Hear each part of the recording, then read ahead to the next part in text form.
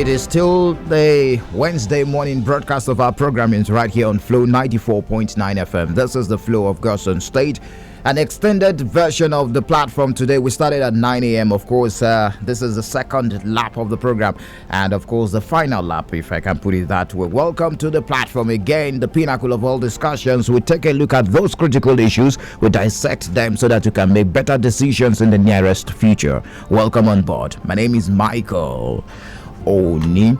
Now, when you mention ABIA to outsiders, the picture painted in majority of the respondents is that of high volume of trading that takes place in the state, especially Aba, the commercial hub of the state. And this is evident in the high number of SMEs, the small and medium scale enterprises in the state. While Abuja, as you know, is Nigeria's political capital, Lagos is the economic capital, ABIA is undoubtedly the SME capital. In fact, ABIA is known for Aba made goods, of course, the SME manufacturing in ABIA, which has not died off. Instead, have been resilient and have survived even with or without government support. So small and medium scale enterprises are the result of continuous human innovation and creativity, which serves as the running engine through which the economy survives. As you know, they contribute immensely to the development of entrepreneurial skills amongst the population, employment generation, poverty alleviation, structural transformation of rural areas, industrial spread, amongst others. And therefore, there is a need for these to be promoted, and protected very well. Because, as you know, according to statistics we got from the Nigeria Bureau of Statistics, 41.5 million registered SMEs in the country. That's comprising of 41.4 million micro enterprises and 73,081 SMEs. And together they are responsible for the 59.6 million jobs that we have in Nigeria, which represent 83.3% national workforce. But why am I reading out all these statistics? This morning, we're looking at the growing SMEs in Nigeria, using ABIA as a case study. Joining me is Macaulay Chidima Atasie. He's popularly known as Mac Atasie. He's the CEO of Next Zone, an emerging market management consulting and enterprise development company that has consulted for several companies in Nigeria, which have witnessed a turnaround in their IGRs. And this day, newspaper describes him as the unseen hand in the Aba leather manufacturing cluster push. You've got a very rich profile. Let's begin the conversation already. Looking at your transition from microbiology to management consultancy, and maybe you should help us with more about yourself, your background, especially relating to Nigeria and the ABIA SME sector. So welcome on board, Mr. Mark Atasie. It's your first time in Flow FM. My second time in Flow. Oh, your second time. All right. Glad to have you join us. Welcome on board. So let's begin. Let's know more of you. I'm sure our listener will like to know. I'm sure our listener would like to know you, definitely, and also to have your background as relating to the subject discussion this morning on the platform.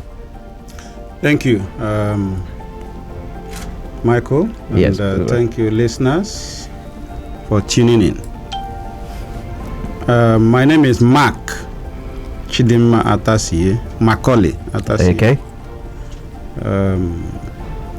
I have lived my adult life in Lagos largely, except for the past 8 years when I have lived, I think 90% between Oka and Omaha. Okay. So I think that characterizes my where I have lived. I have a master's in pharmacy and a first degree in microbiology, pharmaceutics, which is a part of pharmacy. And both of them are from the University of Nigeria, Nsukka. I think the other point is that I have worked not in microbiology, not in the pharmacy world. I think I spent just 3 months in Nigerian breweries, and then I joined problem solving. Okay. So I joined management consultancy, where your mandate, your mission is to assist people understand a scenario, particularly in my area, which is strategy consulting. Strategy is about tomorrow. It's not about yesterday. So essentially, what I do is to see tomorrow. Devise means of saying this is where tomorrow will likely be. This is the kind of products that people will like to consume. This is the kind of young people that will work in organizations. This is the kind of technology that people will like to use. These are the kind of companies and regulatory pronouncements that regulators will make and companies will respond to. So I essentially see tomorrow, which means that I must have the skills, since I am not God, to say these are the things that will likely happen. And in the process of saying that, we now say, so what would a company do? What would a state do? What should a country do? Because at the end of the day, the strategy that will make a state or a country or a family or a business wealthy will be one that will lead to that company, state, country identifying what people would like to buy and being able to produce those that people would like to buy. So I am a strategist. I love to strategize. I love to understand what will likely happen tomorrow and create it, because it doesn't exist. If it existed, then it is not tomorrow. We've already seen it. Even if it meant that it existed and it's going to be consumed in a certain different manner, I have to imagine what that different manner will be. So I guess as we go on, by way of introduction, by the way, I have been in the forefront of e-payments in Nigeria. I think that's fine as an introductory thing. Yes. I have been at the, for instance, the National ID program, the design, the full conceptualization, design, and then build out. I was very, very involved in from the beginning in 2005. When we went to the president, then President Obasanjo, and exposed this concept to him, the multi-application card, where with one card you can cover literally 5 to 6 different types of functions: your identity, your driver's license, your health cover, and so on and so forth. All of them in one card. Today, because of mobile, I think it has now moved to your cell phone, right? So it's one number, that's the mean. So I think that's very good in terms of identification. The card you carry around, the ATM card, I also worked with a man called Mitchell and his bosses to think about it, to design it, to build it out, and to launch it, and to promote it until it became what every bank, the first money collected from First Bank for the promotion and build out of interest, which was collected by me from the then MD of First Bank called Bernard Longe. So that's the second one.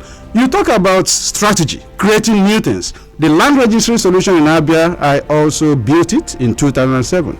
Built Anambra, built Enugu, built Ebonyi in 2000, funded by the World Bank. Because we went to the World Bank and said we have one great idea about how we can improve the ownership records of lands, because that's very important. If you really want to do business, ease of doing business, and you can identify who owns what and all that. So we designed, myself and my team, and built, but I was the head of the team. So we built that. The first education portal that I know of was built in Uniben, and it was designed by me, again out of imagination, saying to the then owners of Standard Trust Bank that you need to come up with other ways of selling your banking products beyond the traditional means of selling people around. I said to them, step into the life of the customer, take over some of the things that he does, and he will stick with you. And so what did he take over? How do you collect money from students and parents who want to go to school from anywhere they are in Nigeria? So that's what you have. Every school now has, an education portal. And that came from the process of imagining tomorrow and designing tomorrow. I've also commenced that process in the governance world. So in Anambra, we started the process of saying the governor-elect or governor-to-be, what do you think the tomorrow of Anambra will be? And he sat down, educated us on what he thought. Working with him, we devised a formula called economic pillars, economic enablers, and outcomes. In other words, tell us what you want to achieve in the state. Tell us the economic areas that you want to drive your people, encourage your people to spend their monies, their time, and so on and so forth on.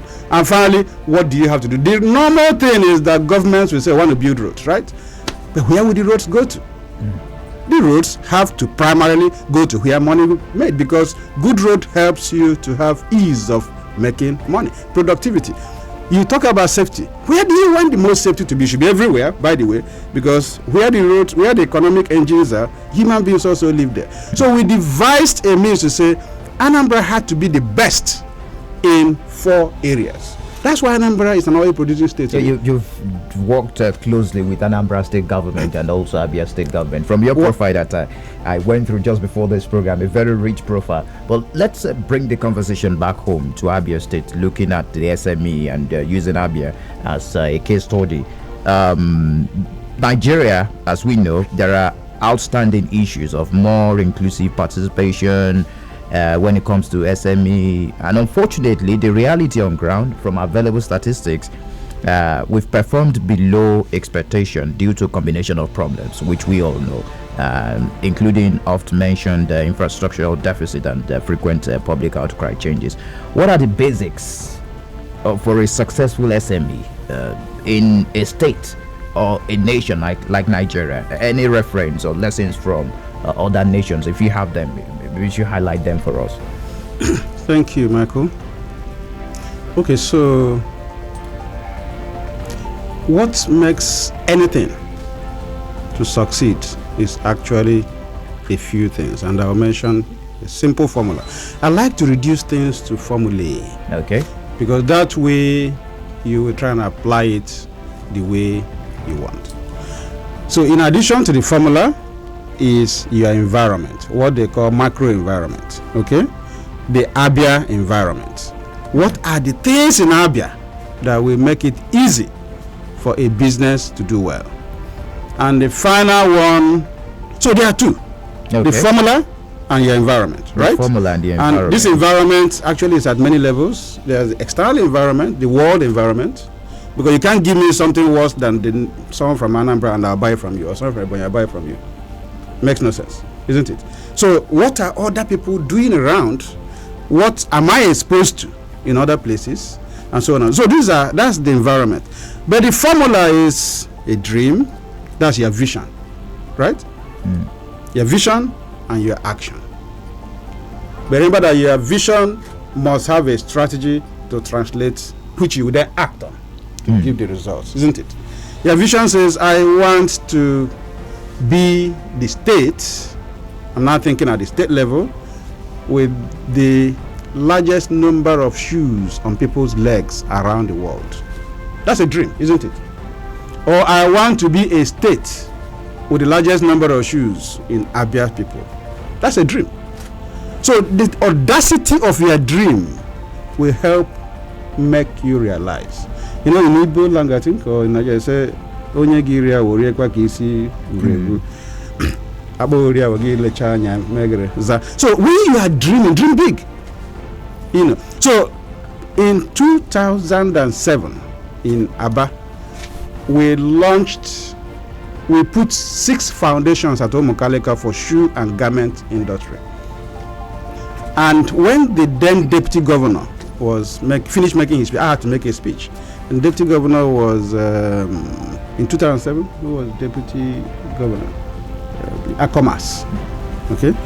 My statement was that Abia should try to control nothing less than 2% of the world legs when it comes to shoes. Then there were 6 billion people in the world. 10% is 600 million, isn't it? Exactly. And then 2% will be 60 million. That's not a lot. That can come from Abia. That's not a lot. Within which period? Okay. Within that's I think I said 10%. It's been a while I made okay. So it cannot be 2% formula. Because 2% is very small. You know, I think it was 10%, which would have given us 600 million pairs. But remember something else. Each person in Africa wears 1.5 pairs. Each person in developed world wears about 5 pairs a year. So I did an average of 3 pairs of shoes. So it's actually not 200 million. It will be about 600 million. 6 billion times 3 would have given me 18 billion pairs, right? Yes. If we took 10%, that is 1.8 billion. If we took 5%, that is 900 million. So about 1 billion pairs of shoes. That's what I was proposing, that ABBA should find a way to sell to the world. So you ask me, why would anybody buy our shoes, isn't it? How would ABBA products. And that's Try. the vision then. That's the dream. That was the dream. Okay, that was the dream. Yeah. That was the dream. But for people to buy our shoes, it means that our shoes must be good quality and must be affordable. Must be cheaper than other comparable quality shoes around the world. It's very simple. Because the only difference now is that you're importing the shoes from China or from Turkey or from somewhere else. So we must find a way. And that was the essence of the 6 foundations we put. We wanted to put 6,000 manufacturing rooms in Omokalika with a common facility center. And I will tell you how that has helped other nations and will help our nation to do well in the shoes. And I'm using shoes as an example because it's applicable to everything else. Okay. So my simple formula are 2 V's. One facing up, one facing down. You find the common ground between them. The first V is coming down this way. It says bring down the cost of production, right? The second one is going up. It says raise the value of what you produce. Don't overraise, because if you overraise, nobody will fund it and nobody can pay you for it. So that's the second point. The first is a big dream. The second is a formula that helps you to give good quality at a lower cost. The third will be the strategies to do that. So a big strategy that any company, see, I'm not coming here to talk about how to keep doing what we do, because you know they say one way to look crazy is to keep doing one thing and expect a different result, right? That is thing. We are great people in imagination in ABA, in production in ABA, and so on, but we haven't scaled up. Everybody is doing OKK and Sons, you know, and all of that. We haven't scaled up. What exactly do you mean by scaling up? Okay, scaling up means that if you're able to produce 10 pairs of shoes, okay, it means you, the owner, will sell 10 pairs and divide the income of 10 pairs between you and your workers, right? So your cost will be higher. The generator cost, the security cost, the cleaning cost, it will be higher. If you're able to join others and produce 1 million pairs in that same 1 hour, the unit cost will be lower, right? That's scale. You've scaled up. So your unit cost is lower. Once your unit cost is lower, you can sell more because you're now more affordable and you can be richer. That's what it is. Okay, so you need to think at scale.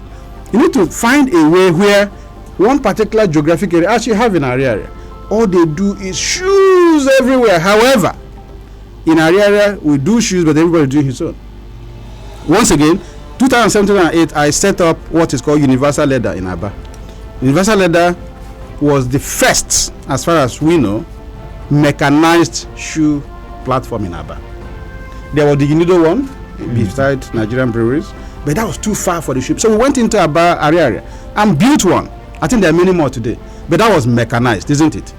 Mechanized means instead of using scissors, the industrial method of production. Yes, but not automated, as in having a NASCO now, right? So you use machine, something like this. You just put many leather pieces there and take it up and bring it down. It will cut 1,000 pairs for 1,000 pairs at the same time, versus the man that is going a little at a time. So that was, but I was too far away. I was in Lagos. I had a factory here, so control was near impossible. So I'm using myself as an example, right? So that business is vibrant today. People have built many more of such. So if you want to do well, you need to find something that will add value to the customer.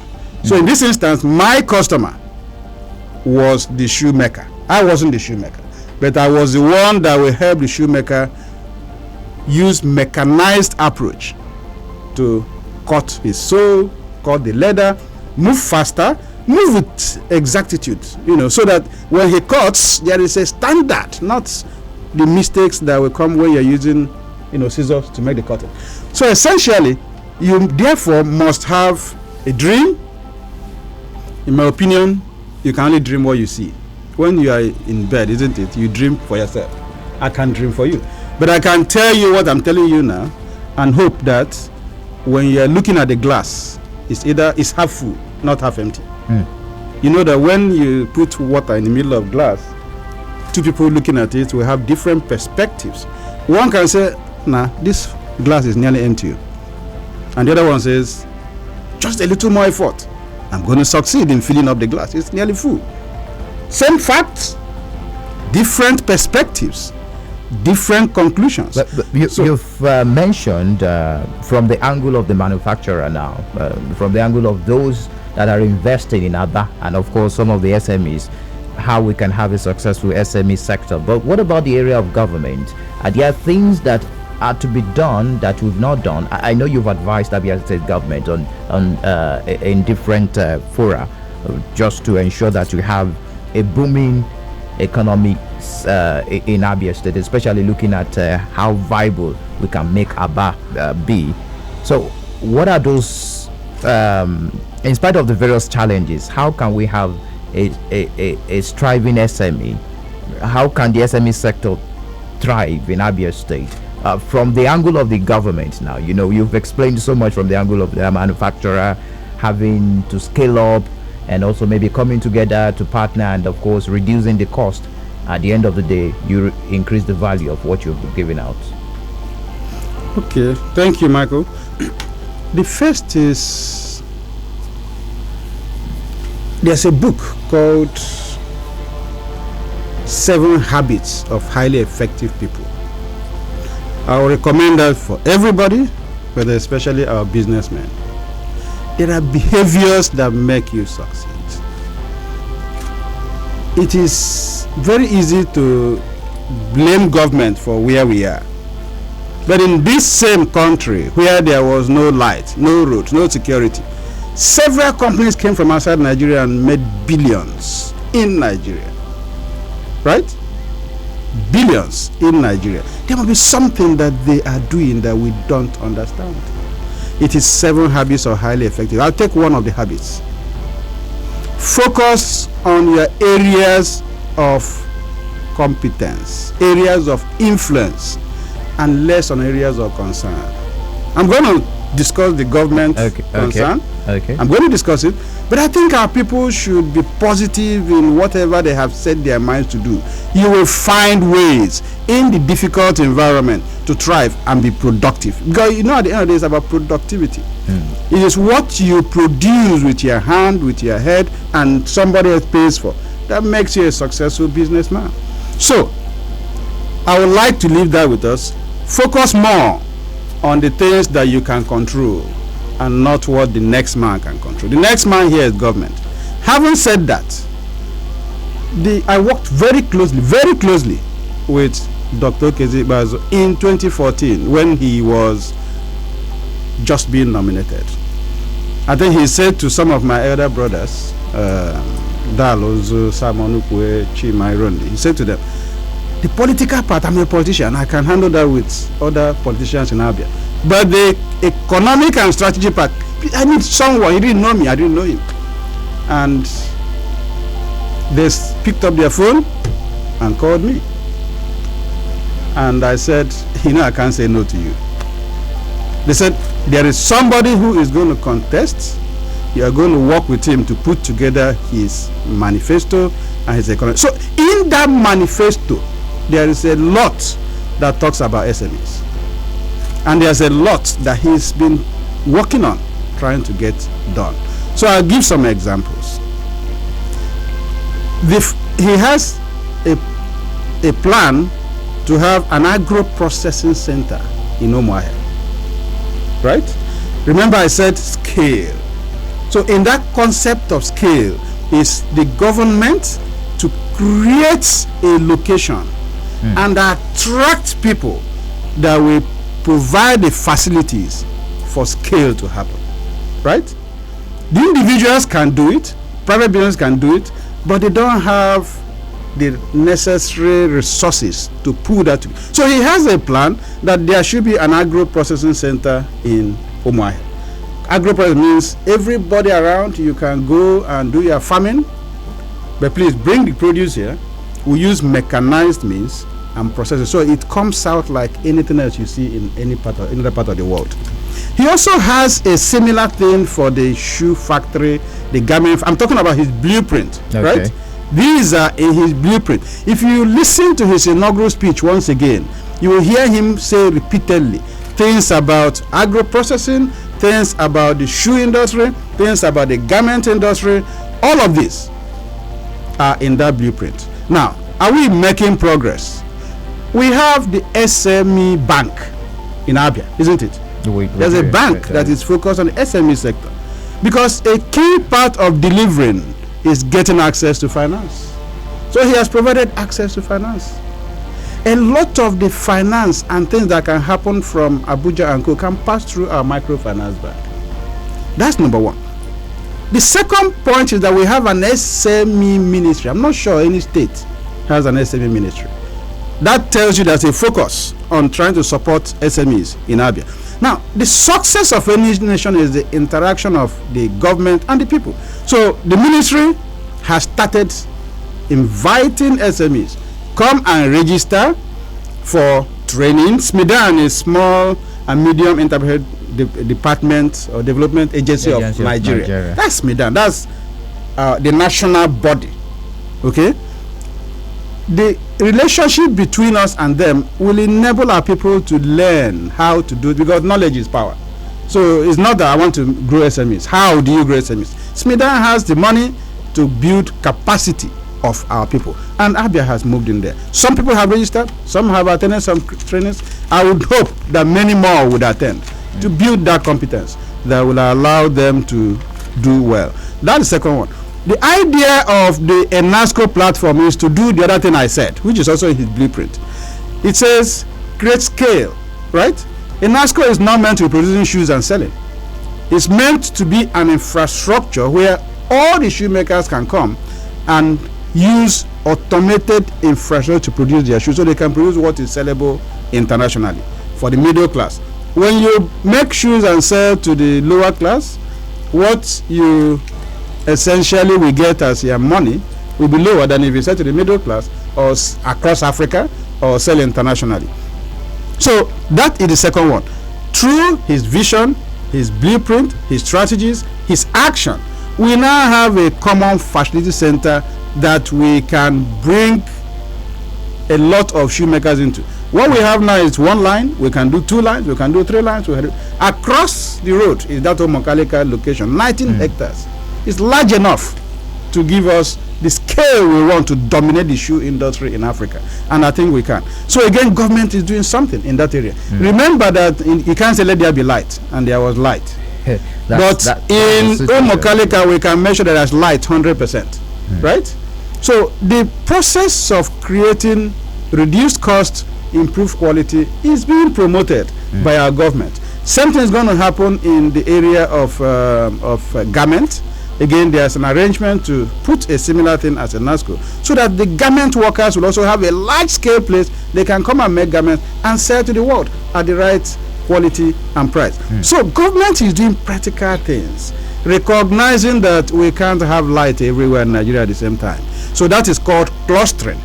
We are clustering our effort to make sure we promote excellence in the shoe area. So there are several of such other things you find in the books, and Abuja has a lot of money, you know, for the entertainment industry, for the creative industry, for the cassava industry, for the export sector, and so on. And our SME desk, SME ministry, is glued into Central Bank to see how to bring such monies back home. We have partnership with Bank of Industry and several other of such development banks that if we all tap into, we'll do it. But one thing is missing, and that is that thing I said, take control, right? Our businessmen should see how to pull themselves together and do business plan, because nobody gives you money because they like your face. They give you money because you have convinced them this is the way to go. It is still the platform, the pinnacle of all discussions, right here on Flow 94.9 FM. Of course, a very, very insightful one we've had this morning. Very soon I will be throwing the lines open. We've been speaking with Sir Mark Atase. He's been speaking on how we can grow SMEs in Nigeria, especially Abia State. You know, he has a very rich profile when it comes to critical thinking and also consulting for state governments and organizations, and thereby increasing their IGR. We'll take a break now. When we return, we continue the conversation, and I'll definitely throw the lines open. And I would like to get to know from you, hear from you what you've done in person, not as a company now. in person to assist entrepreneurs in Abia State. Very important. It is still the platform, the pinnacle of all discussions on Flow 94.9 FM. Very much for staying tuned. Still the platform, the pinnacle of all discussions right here on Flow 94.9 FM, the Flow of God's Own State. Special edition, of course, extended version of the program. We started at 9 a.m. with Ginika on the other side, and of course this is the last lap of the program. We've been speaking with the Chief Executive Officer of NetZone, an emerging market managing consulting and enterprise development company that has consulted for several companies in Nigeria and also state government like ABIA and also Anambra State, and of course witnessing a turnaround in their ideas. I understand that it was when you came in that we had, I think, a multiple of 4 when you came in right here in Abia State to advise. I know you've been advising economically, advising Abia State government. I went through your profile, and at some point I got to know that when you came in, we had an increase in our IGR. How did you get that? How did you manage that feat? Okay, thank you very much. I think when I was born, my mom bought a tray called Written Knowledge is Power. Okay. My view is that you don't become an expert in a second. So I've taken my time. We were blessed with my history by the time I entered Abia. I did IGR consulting for Enugu State in the 2000s, right?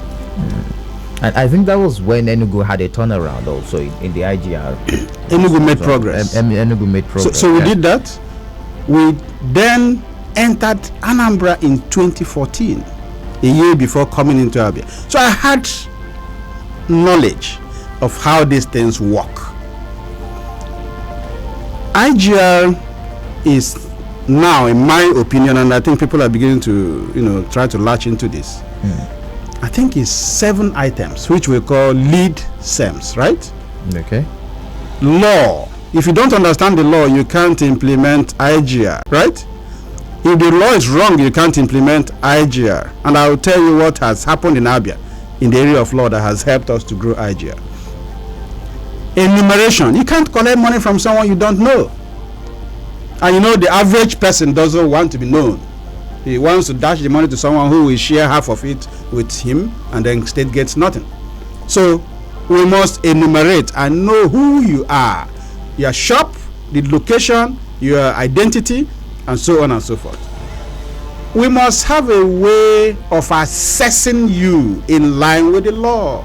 Because if we don't assess you, you may pay too high and be upset, or pay too low and the state gets nothing. That is LEA, right? Okay. You must have a way of distributing the demand notices, because by law, if you haven't sent the demand notice, you really can't sue me to court. And the average person doesn't want to pay a dime. That's the lead. You must have a way of collecting your money. Very difficult. People say technology. It's not that easy. I'll give you an example. I was with someone on Zoom last night who said, look, in one other state, the artisans use their phones to make payment. Remember that each time you pay, you are charged 52 naira, isn't it? By the bank. So you have added 52 naira to the cost of that transaction. Each time you pay, you will pay something, an SMS charge. So collections must be cost effective and must be easy. That is C. Then the other is enforcement. Nobody wants to pay tax, so not even you, except if God enters your mind. It's compulsory for me here. So you find that the E, which is enforcement, you need to find a way to do it. The traditional thing that the people you send to enforce go there and collect the money, put in their pocket, and walk away.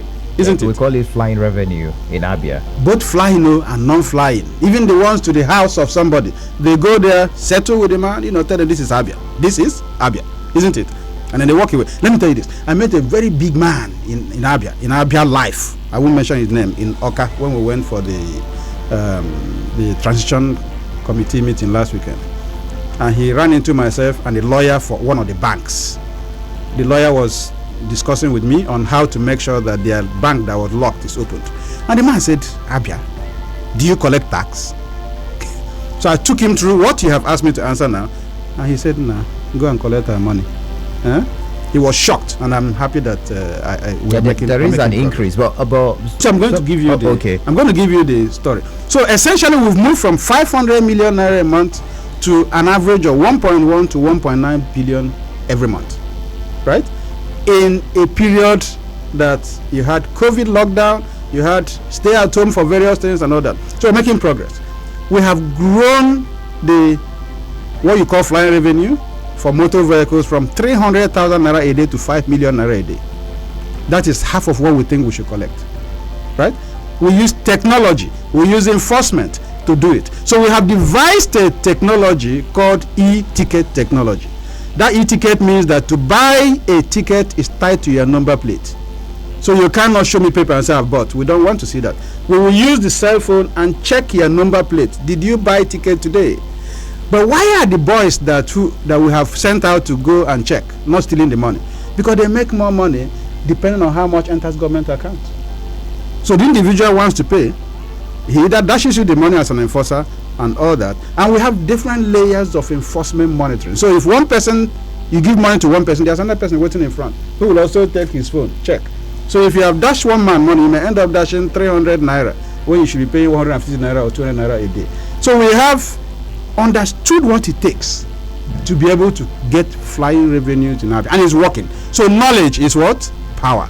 And we are using technology to support it. And we're using a lot of integrity because you need people that are ready to support you. So heaven has helped us. In each area, we found someone that walk up to us and say, I know what the problems are. And once you tell me the problem, I think I'll be able to give you an answer. I'm blessed with that kind of. And we're doing well. The BIR people are beginning to work like the private sector. You find them here on Mondays. You find them here on Saturdays. We work on the phone. So we are creating an environment where the civil service skills and the private sector skills. In fact, that's what changed. Because I think 2 years ago, our governor said to me, you've been here with me for 5 years now. I agree with all your ideas. But Mark, go and sit there. Go and work there now. I want to see you make this work. Take anybody you want. You want to get people in private sector, bring them in. I will sign. Go and so that changed, right? So we have private sector competence, private sector hunger, private sector behavior and experience working in consonance with the civil servants that understand the rudiments of IGR, plus the technologies. We are bringing new tech. We have a USSD function now, I think it's star 8014 star 99, the only state where if you want to check if you have made a payment in areas of onboarded, right, you just dial it. If you want to check how much you're owing, you just dial it. So we have brand new technologies. If I bring a demand notice to your house, I cannot lie to BIR because the demand notice management application will take a coordinate that says I actually went to that house on that day. So we are using modern technology and modern discipline and a lot of knowledge we've gotten from various other states to enable us move our agenda. We've done 1.something billion, we're going to do 2.something very soon. Oh, that's the target.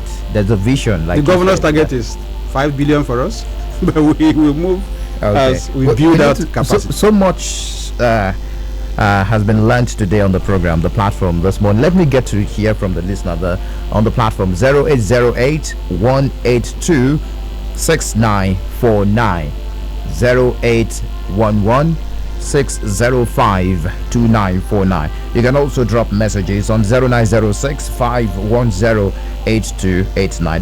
The platform, the pinnacle of all discussions, right here on Flow 94.9 FM. We've been speaking with a technocrat. Permit me to use that word. Yes. All right. We've been speaking with a technocrat, of course, looking at the SME in Nigeria, and of course using ABIA State as a case study. So much has been achieved in SME right here in ABIA State, and of course ABIA is a case study. Of course, if we can implement and use the blueprint right here in Nigeria, the sky should be the starting point. You can join in the conversation. You can also drop your messages on our Facebook page, facebook.com/Flow949FM. We're live on Facebook. Hello, good morning to you. Welcome to the platform. Yeah, good morning, Michael Oni. You're welcome. Good morning. Thank you. Good morning to your guest in the studio. Yes, go on, please. Yeah, my name is Owaku Debere, and I'm representing from Marobere and the LGS. All right, yes. SME developing in ABIA. Being honest with you, I believe that the state government has really been doing well. Let us not forget that India has won this particular SME stuff at Abuja at a point. The vice president has been here to commission a lot of things that has to do with SME. And I really want to give kudos to the governor who has been able to achieve this case to make sure that most artisans today in Aba have begun to understand what it is to be an entrepreneur. And at the same time, I want to appreciate the government of Abia State by putting a very wonderful effort by establishing SME Bank in Abia. Do not forget, before Governor Bazo, Bank of Industry left Abia State, but at the person that was to be as the Bank of Industry came back, helping the industrialists in Aba. I give him kudos. Sir, please, I want to ask you a question. Some people quickly, you have just 30 seconds. Quickly. Multiple taxation. How do you go about multiple taxation? Because one thing is to give someone what the person is meant to pay. Another thing is to make it higher than what the person is ought to pay. Ought to pay. And so doing, it will be a problem. Please, sir. The issue of multiple taxation. He's going to address that. Let's get more reactions on the phone lines. Don't forget you can drop your messages on our Facebook page and also the SMS line. Hello, good morning to you. Good morning, Michael. You're welcome. Good morning. Good morning, my economic expert in the studio. Good morning, sir. Good morning.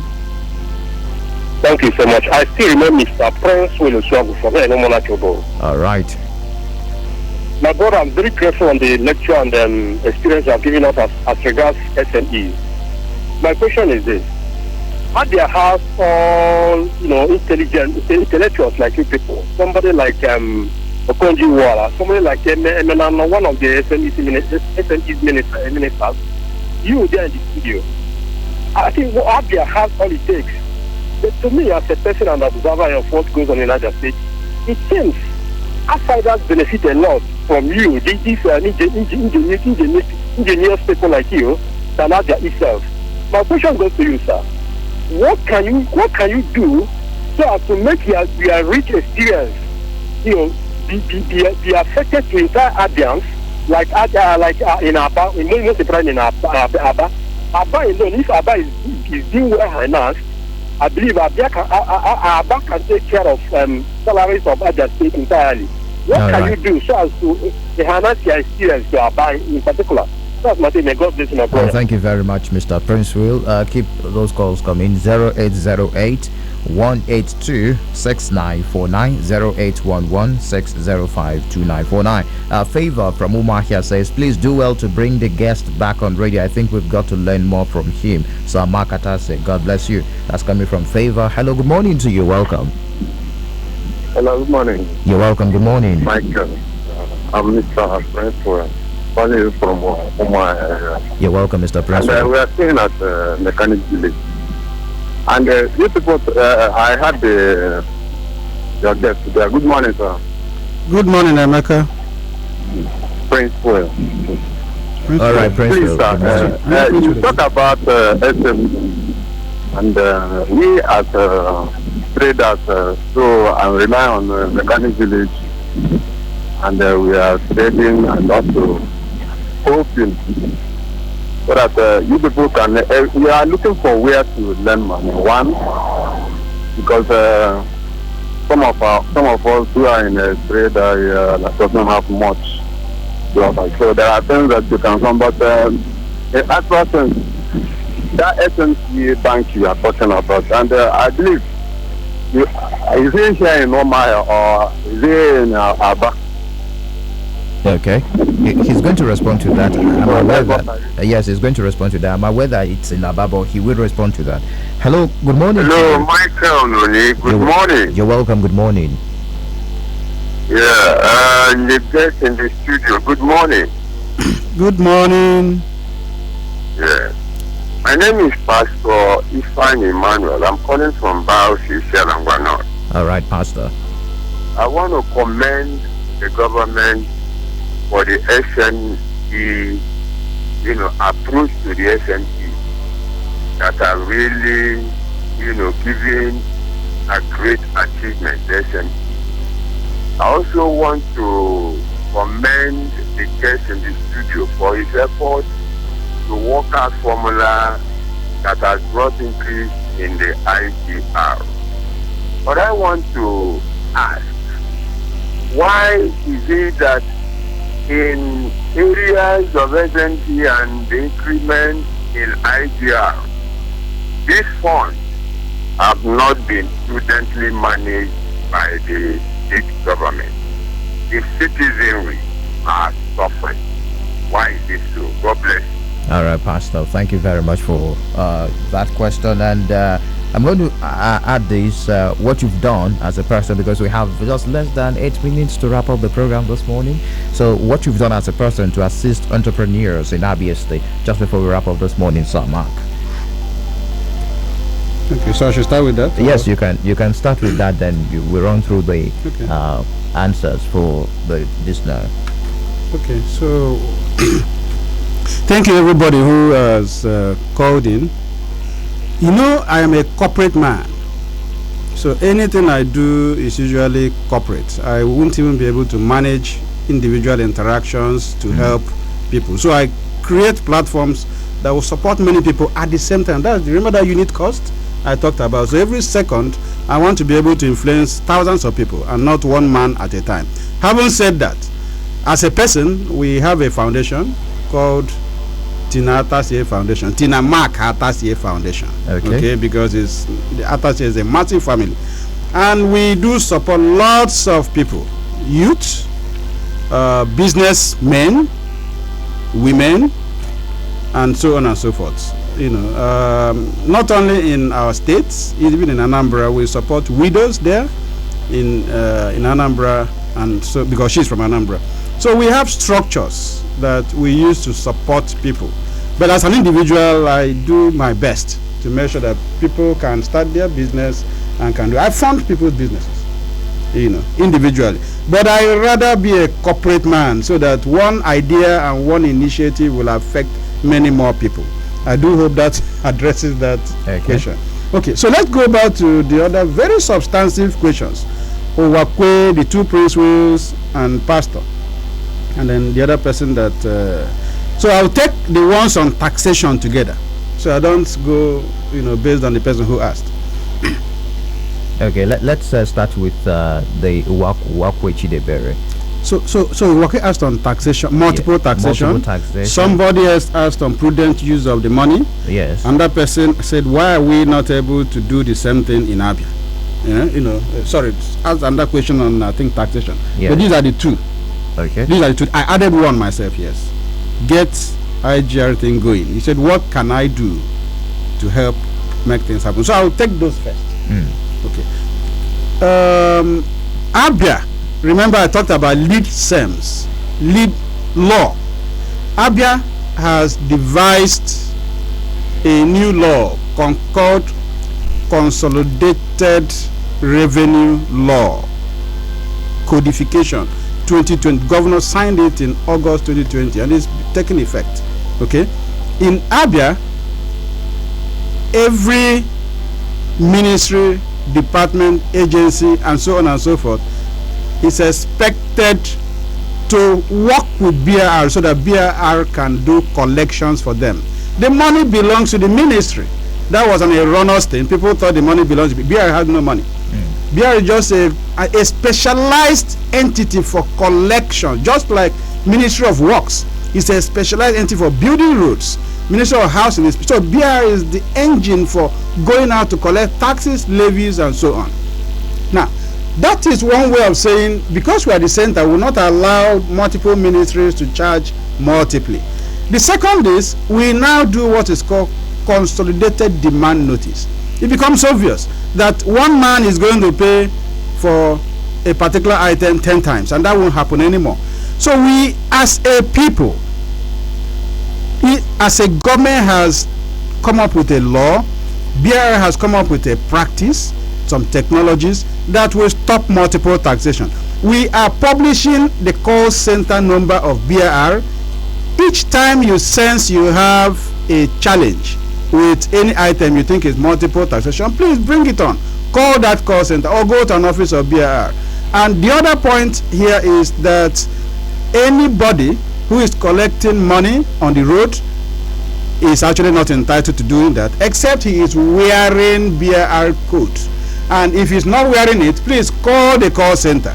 We have police all over now to effect arrest of anybody committing a revenue crime.